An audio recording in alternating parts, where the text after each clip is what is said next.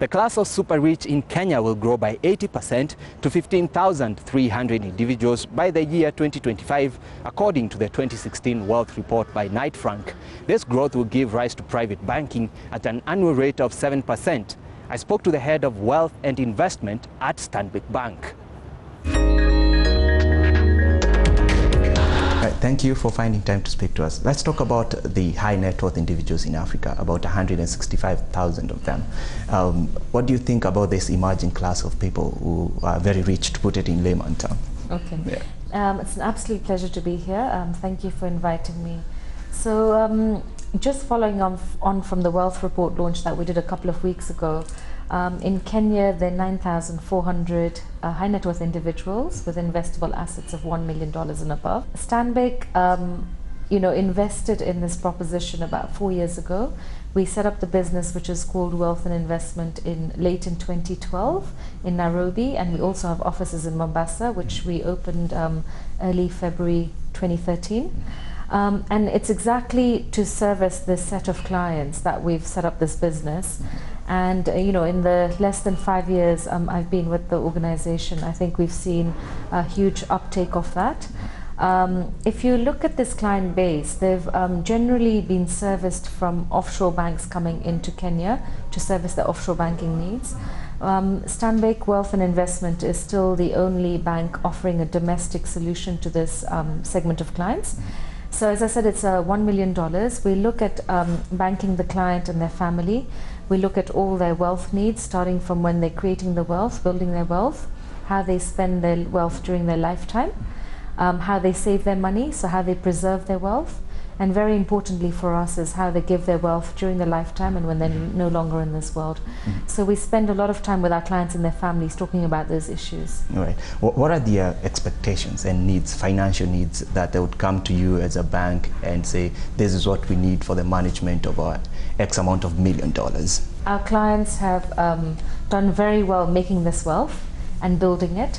So they could be typically business owners, very busy running a huge business, manufacturing business, running a flower company, running a company, being the CEO of a company. And some are even in professional employment, like doctors, lawyers, accountants, who are generally very busy people. So I'd say their first and foremost need is uncompromising service. So what they want from us is to look after their money, make sure that we preserve their wealth, we help their wealth grow whilst they make more money.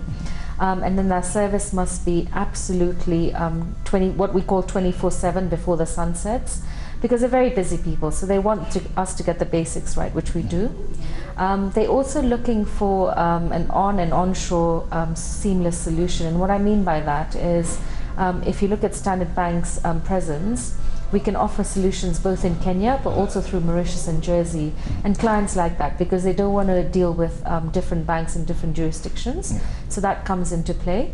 And then also our focus on intergenerational wealth planning and talking to them about their children and how children are going to succeed them. That's very important to them. I think if you look at yield enhancement, they're looking to make more money from their money. So they want us to come up with innovative ideas, innovative products, talk to them about investing, outside of a, typical fixed deposit into equities, into bonds, looking at structured products, coming up with innovative lending solutions, very bespoke to them, talking to them about trust services, talking to them about property finance if they're looking to invest in property. So those are the kind of conversations we're having with our clients. Now, for a long time, we've talked about these people putting this money in foreign countries, offshore accounts. Are we seeing the capital coming back to Africa based on the fact that there's more growth in Africa today than any other part of the world?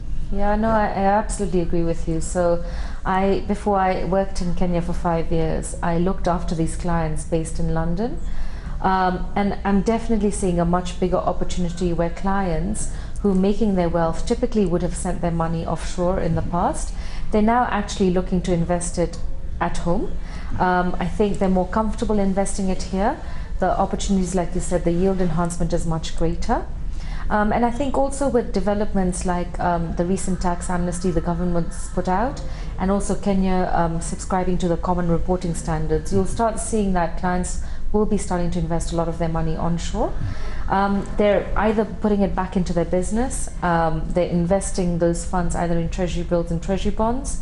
They're looking at our equity market, our bond market. And so you're definitely starting to see that trend where before they would have sent their money offshore, they're now investing it locally.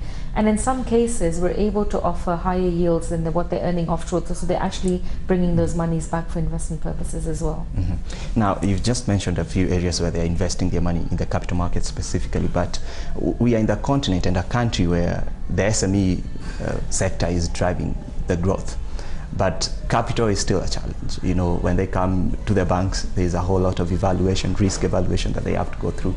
And they're now looking at some of these people, high net worth individuals, for a source of capital. Do we see a lot of inflows to that area? Yeah, that's a more difficult one because, I mean, I can talk about the clients that we're exposed to at Stanbic, and they generally are working within their own companies and investing in their own companies. So do I see a trend of these clients starting to invest in startups or smaller businesses? Not massively, but I think it's coming, and I think it's the general evolvement of the economy, where they are looking at opportunities for startups. I think that the one trend I am seeing is where the children of our clients are coming back home after being educated, and they have different ideas from their parents, and they might not necessarily want to be in the same business their parents are. So I think I definitely seeing that trend where, you know, the younger generation are more aligned to things like telecommunications investments or apps like Uber and things, coming up with really innovative ideas, and I see that investment coming through there. Now, this class of people in Kenya will grow by 80% by 2025. What's going to be the source of this wealth? That's a great question. So actually, we expect this number to grow by 92% over the next 10 years. But so there are different sources. Some is just coming out of their business growth. Some clients are getting this because they've been sat on a land bank, which has become of huge value to the family, and they're cashing in on the land bank. So they generally come into those funds where it's been an asset-rich family in the past.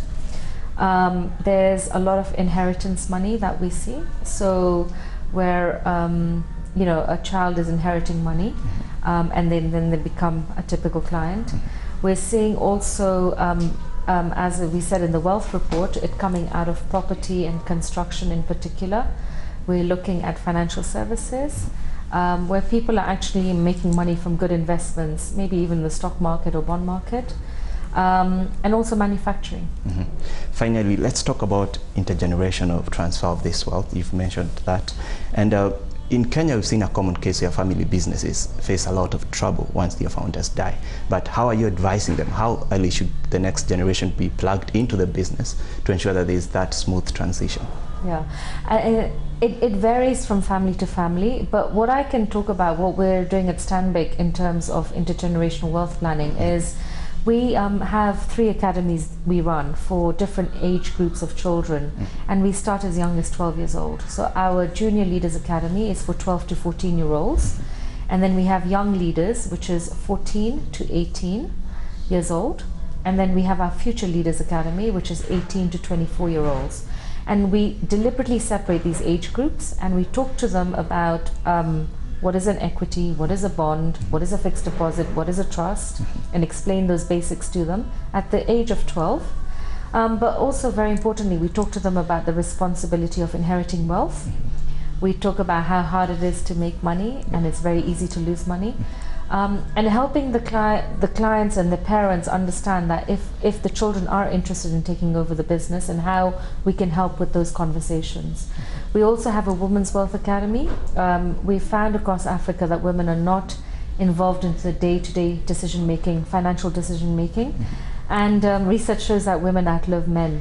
So it's really important that women are also aware of their finances. You know, does their husband have a life insurance policy? What value it is? What do their letter of wishes say in their trust? And all those things. So that's what we talk to the wives about as well, where they're not necessarily always involved in that. So we have a huge focus on that. We spend a lot of time as an organization on that planning and talking to our clients, but it really does vary from family to family.